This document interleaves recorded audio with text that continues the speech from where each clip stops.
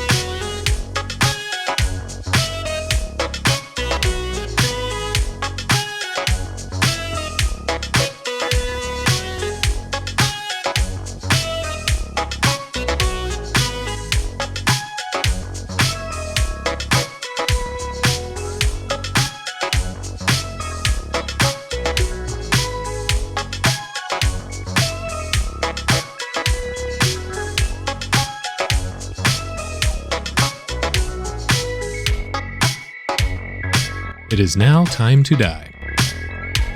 We'll start with the lightest color first, in this case, lemon yellow.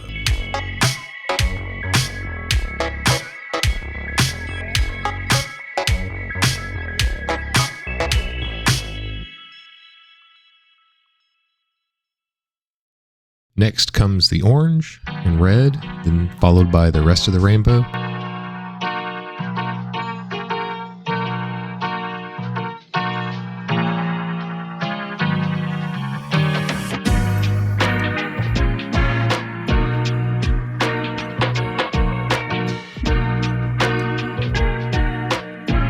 Smush and flip the piece. On this side, we will apply yellow where there's green on the other side, orange where there's yellow on the other side, red where there's orange on the other side, and so on and so forth.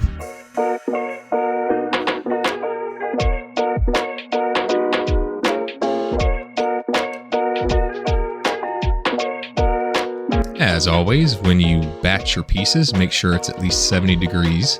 And you let them sit for at least 24 hours. That is the bare minimum.